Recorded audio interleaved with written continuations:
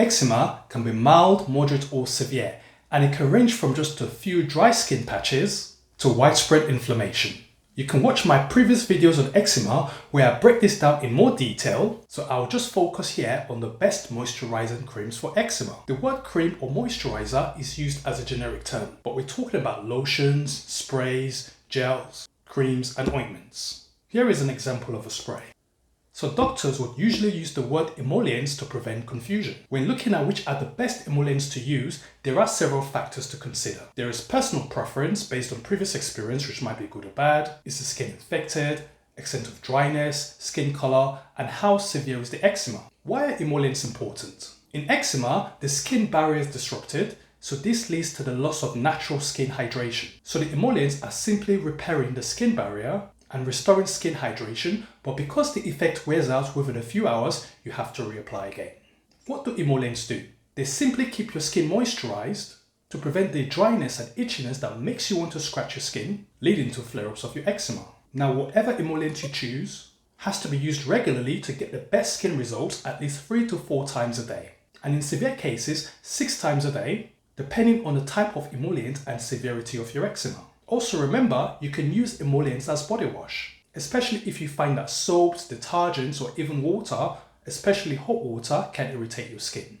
And hard water in certain areas actually worsen your eczema.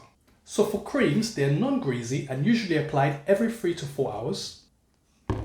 Ointments are greasy, so convenient for very dry and thickened skin as you do not need to apply as frequently as the cream. However, they're not so good if you have infected skin, as they can trap dirt or contaminants for longer, and they can also be greasy on your clothes. Lotions are light and convenient. Very good for oily skin, and they absorb quite easily. If you already have greasy skin or infection, lotions such as Dermol 500 would be the recommended choice. Gels have a high oil content and can be used in specific areas of your skin. So based on that, some might prefer ointments to use in the winter, while others might prefer lotions or creams or gels to use in the summer. So what are the best emollients to use? So let's look at creams. We have Aveeno, then you have E45, Cetraben, Balneum, Diprobase, Oilatum. For gels, we have Adex gel, Doublebase. For ointments, we have Epaderm, Hydromol, Zeroderm, Bell's 50/50 paraffin. For sprays, you have Aveeno body oil spray, and I'm sure there are other types of sprays as well. Now you're probably expecting me to tell you what the best emollients are from each category, but not really, because what's best for you might not be best for somebody else. For example, some people love Aveeno because it has natural oatmeal. It is thought to be good for dark skin, and the natural oatmeal is an ingredient which is good for itching skin, while others would say Aveeno simply just did not work for them. Now my daughter had very dry patch of skin, and creams like Epaderm and Bell's 50/50 paraffin, which has 50% paraffin, more paraffin that you would find in other creams like your E45 for example, worked wonders for my daughter. However, this did not work as well for my son's own dry skin, which responded to creams like your E45s and Aveenos with less paraffin content. You might also find that creams that are high in urea content, such as your Balneum Plus, work better for itchy and dry flaky skin than your Cetraben.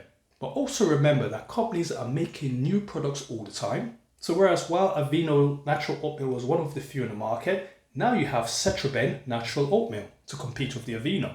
So it's always difficult to recommend the best emollient when creams are always being improved and companies are making new products. Also, the ingredients in creams are constantly changing. So you might find that what worked well previously might not work as well when you buy a new batch of creams. So I recommend going online to read the reviews before you buy. However, if a cream is not working, whether it's a gel, lotion, spray, ointment, maybe you're not using it enough, or you might need something in addition, such as a steroid cream to help reduce the itchiness and inflammation, or you might need an antibiotic cream if you've got infected skin. Now, I hope you found this video useful. Please check out my other videos on how to control and prevent eczema flare-ups.